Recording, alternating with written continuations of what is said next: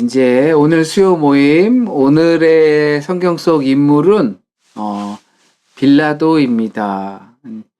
빌라도를 이렇게 쭉 준비하면서 생각이 든 게, 너는 도대체 누구냐?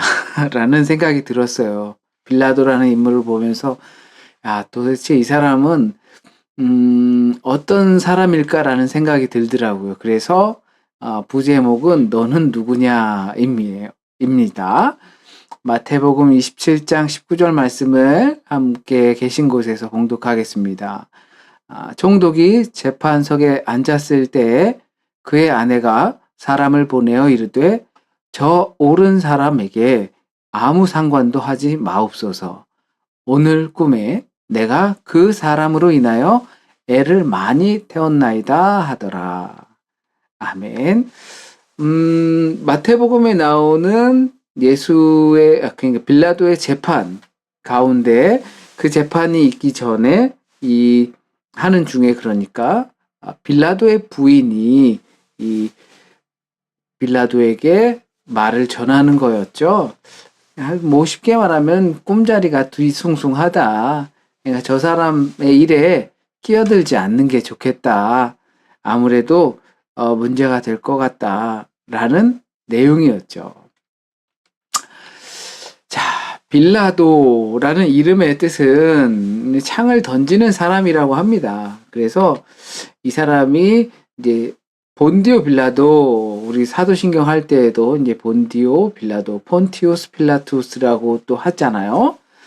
이 본디오라는 지역은 보통 앞에 지역명이라고도 할 수 있는데 가문의 이름이라고도 할 수 있다고 합니다. 역사적으로 볼 때 폰티오스라는 게 이탈리아 남부 지역의 로마가 아니라 이태리 남부 지역 삼리움족이라는 어떤 족의 귀족 가문이라고 합니다. 그 사람은 어쩌면 그 가문은 이제 본디오 가문이라고 하는데 그 동네가 또 이제 본디오 지역일 수도 있는 거죠. 하지만 이게 지금 현재 이태리의 어느 지역인지는 나와 있지가 않습니다. 그래서 이제 군인 집안 출신으로 그러니까 중세 때 그런 기사 계급일 확률이 높다. 왜냐하면 이름이 창을 던지는 사람. 그래서 그 집안 귀족 가문은 아주 기사도의 정신으로 있는 그런 가문일 수 있다라고 합니다. 그리고 이 이스라엘의 총독으로 파견이 됐는데, 이제 기사로서, 장수로서 어떤 전쟁의 공을 세웠던 사람이 이제 이스라엘의 총독으로 이제 파견을 온 거죠.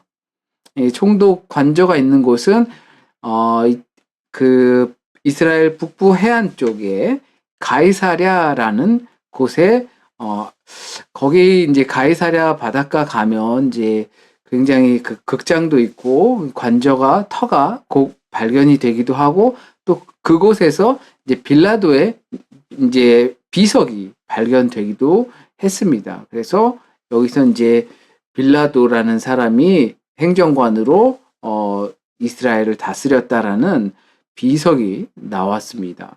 그리고 그곳에선 이제 헤롯 왕가의 거처도 있었죠. 그러니까 궁전 같은 게 있었습니다.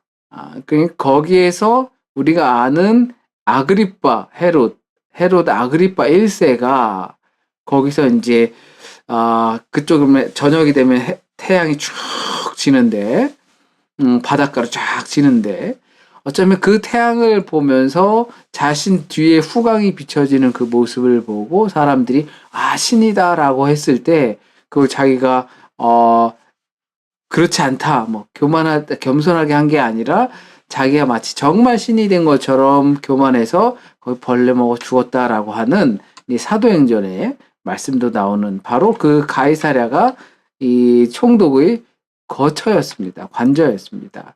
총독으로서 빌라도가 지낸 기간은 약 10년 정도입니다. AD.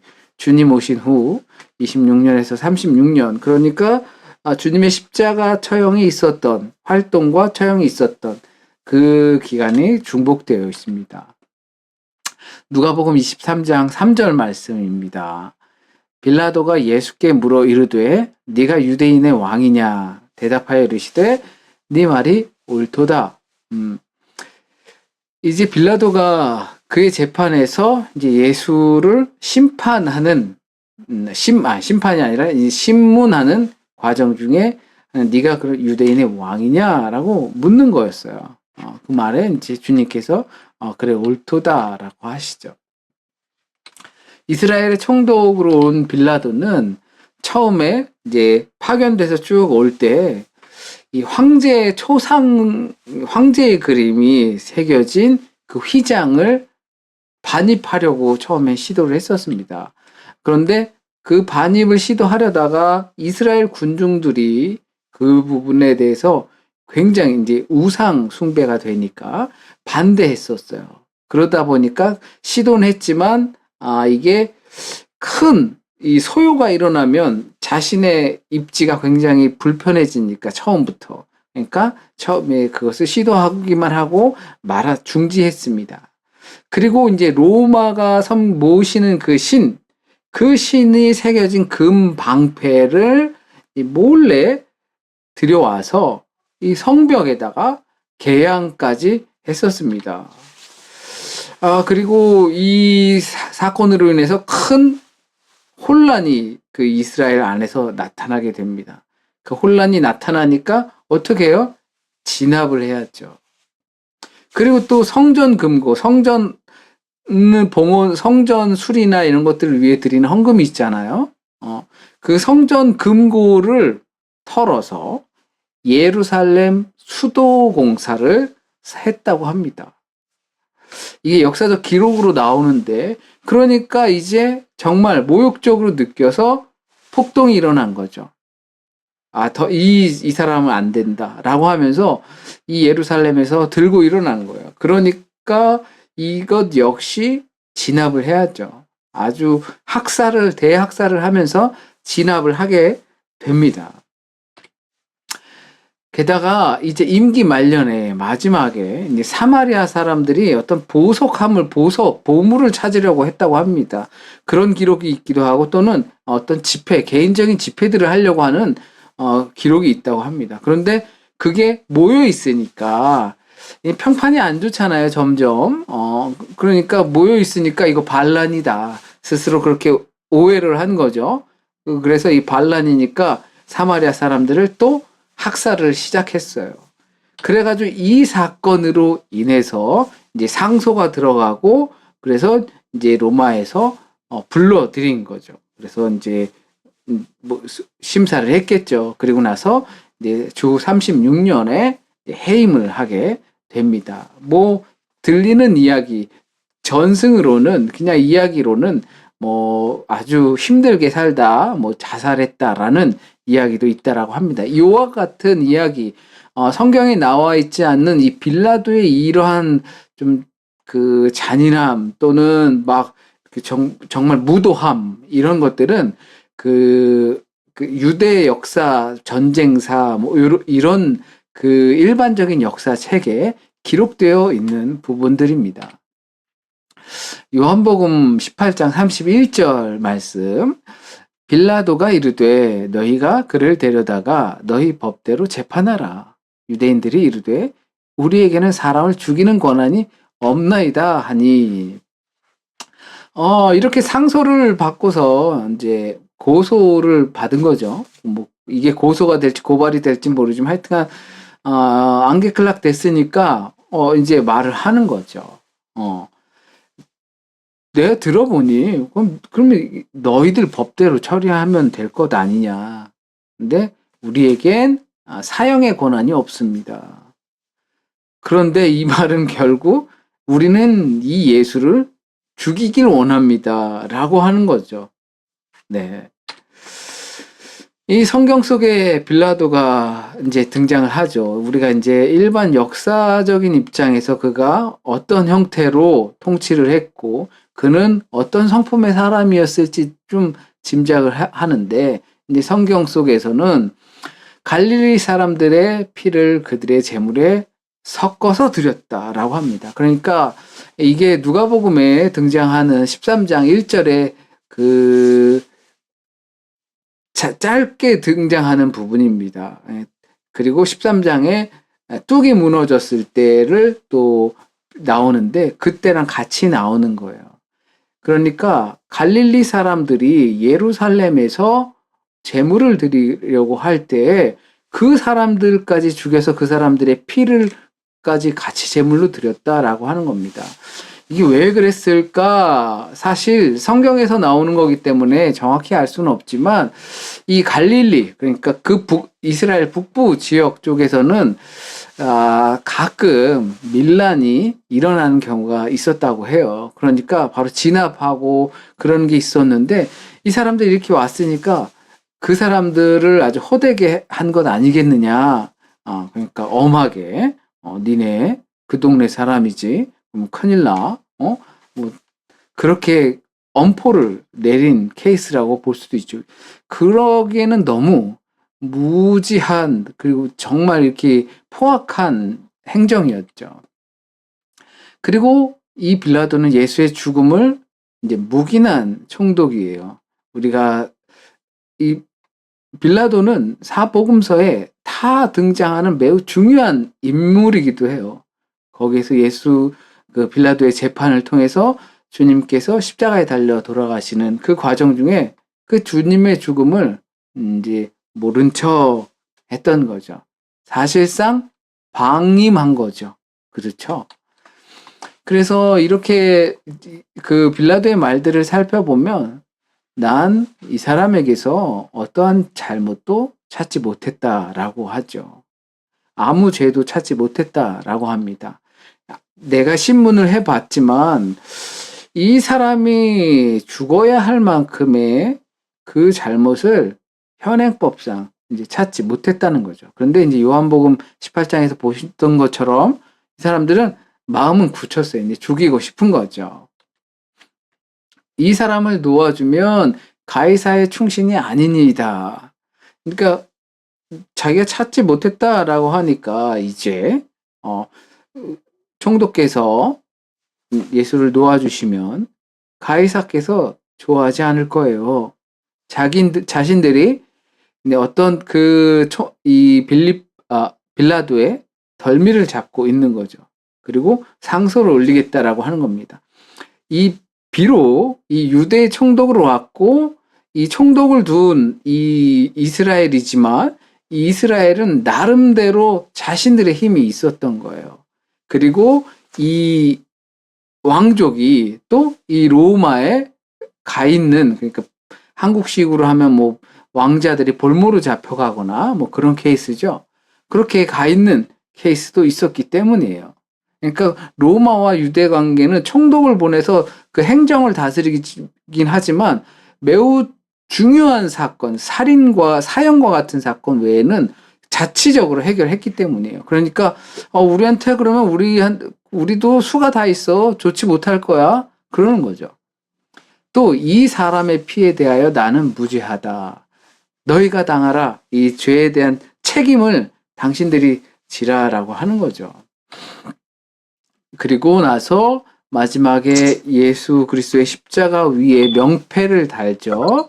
유대인의 왕 나사렛 예수라고 명패를 달아요. 그 명패가 인리라고 이렇게 읽을 수 있는데 이게 약자로 예수스 나사렛 렉스 이스라엘이라는 뜻이에요. 그러니까 나사렛의 예수 이스라엘의 왕이라는 뜻입니다. 유다이. 예. 그래서 유대인의 왕 나사렛 예수라는 명패를 달죠. 그러니까 로마 사람들이 이제 자칭이라고 써라. 유대 사람들이 자칭이라고 써라. 라고 하는 것을 아니다. 나는 내가 맞게 이 명패를 달았다. 라고 하면서 결국 이 유대인의 왕 나사렛 예수라는 이름으로 십자가의 명패가 달리게 됐죠. 그러면 이렇게 보시면서 아마 빌라도에 대해서 많이 생각들 해보셨을 거예요. 그리고 많이 들었고 사순절 고난주간이면 이 빌라도가 꼭 등장하고 게다가 우리가 사도신경을 매주 하는데 이 사도신경 본디오 빌라도에게 고난을 받으사 매번 할 때마다 이렇게 등장을 하죠. 그러면 빌라도가 과연 어떤 사람일 것 같으세요? 이 사람 어떤 사람일까요? 볼 때는 자존심이 굉장히 강한 사람 같아요. 자기의 어떤 영역이나 이런 바운더리를 건드리는 거에 대해서 때로는 막 불같이 하는 거죠. 그래서 이제 포악한 모습도 나타나고 그러다 보니까 이제 고집이 굉장히 강하죠. 부인이 이거는 옳지 못한 것 같습니다. 여기서 발을 빼시죠. 관여하지 마세요라고 했지만 자존심이 강하다 보니까 그 부분에 있어서 고집을 강하게 부린 것처럼 보입니다. 반면 겁도 많아요. 겁이 많으니까 이제 포악한 것 같아요. 이 유대 지도자들의 협박이나 이런 것들에 의해서 자신들은 굉장히 빌라도는 겁을 먹은 거예요.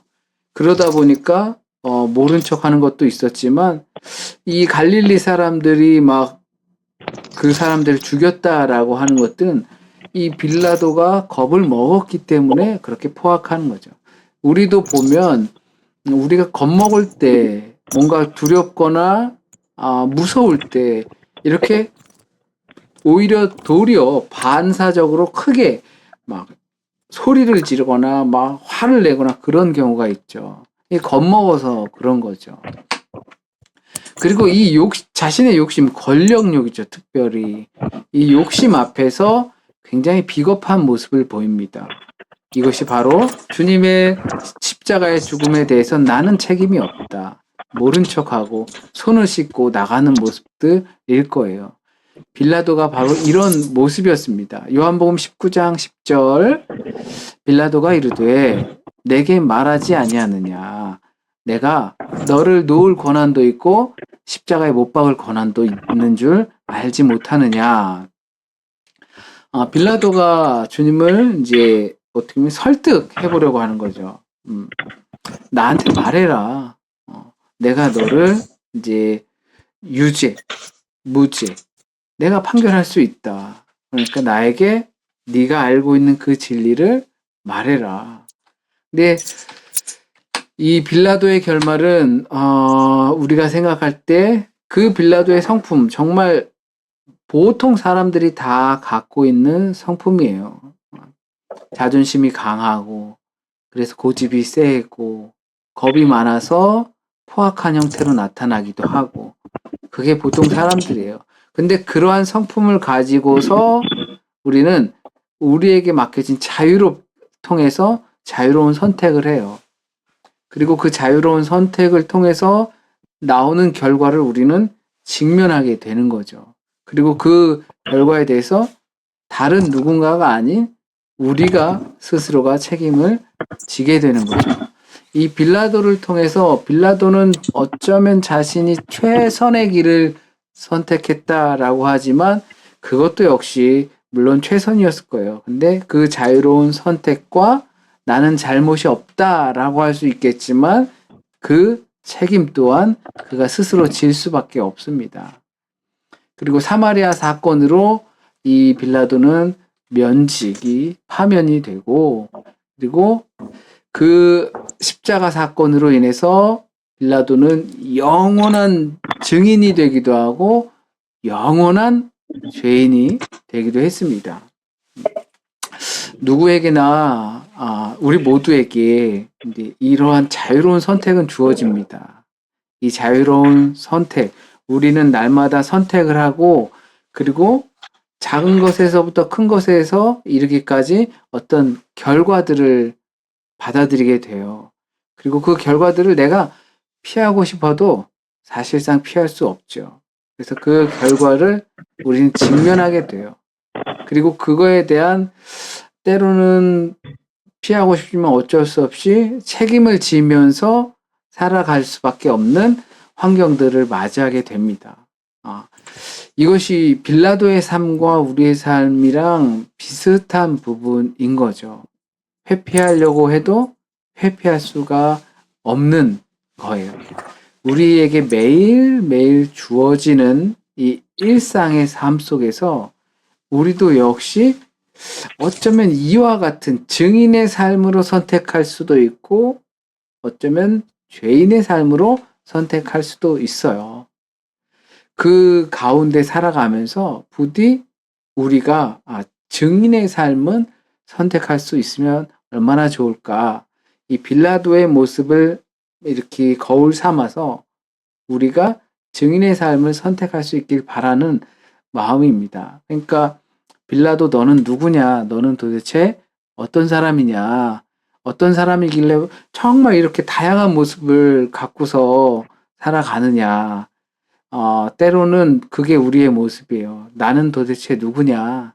나는 도대체 누구길래 정말 이렇게 다양한 모습을 가지고서 많은 일들을 벌이면서 살아가느냐? 라는 것을 우리 스스로에게 질문할 수 있죠. 그 삶의 회고를 하면서 결국엔 우리가 앞으로 남은 삶이 더 중요하니까 그 삶을 거울 삼아 증인의 삶으로 나갈 수 있기를 진심으로 바랍니다. 함께 생각해 보았으면 좋겠습니다. 빌라도가 왜 이렇게 여러 가지 다양한 모습, 그러니까 결국엔 회피하는, 책임을 떠넘기는 그러한 모습이 되었을까?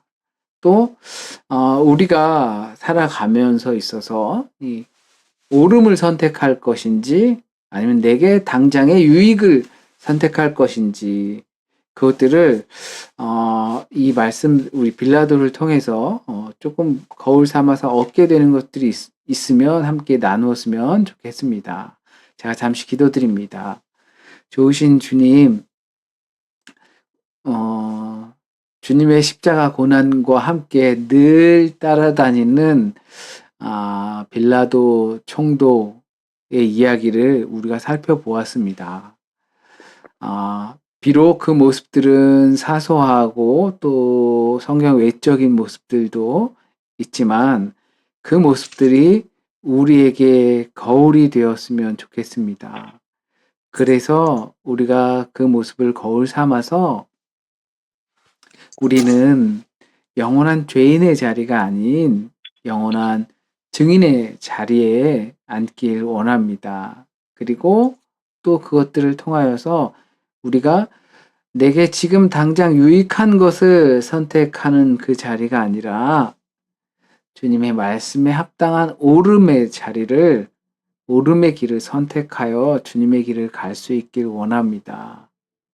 또한 우리의 삶을 통하여서 주님의 길로 잘 함께 나아갈 수 있게 주여 인도하여 주옵소서. 오늘도 말씀으로 함께하여 주시고 우리의 삶을 말씀으로 비춰보게 하시고 또한 부족한 이 시간, 짧은 시간을 통하여서 주님께서 우리에게 또 하루를 마치고 또 이 일주일의 중간에 있으면서 우리가 어떤 삶을 살아야 할지를 주님께서 말씀하여 주시는 것을 듣게 하여 주옵소서. 오늘 하루 잘 마무리하고 평안한 하루가 될 수 있게 하여 주시길 바라며 모든 말씀 우리 주님 예수 그리스도의 이름으로 기도드립니다. 아멘.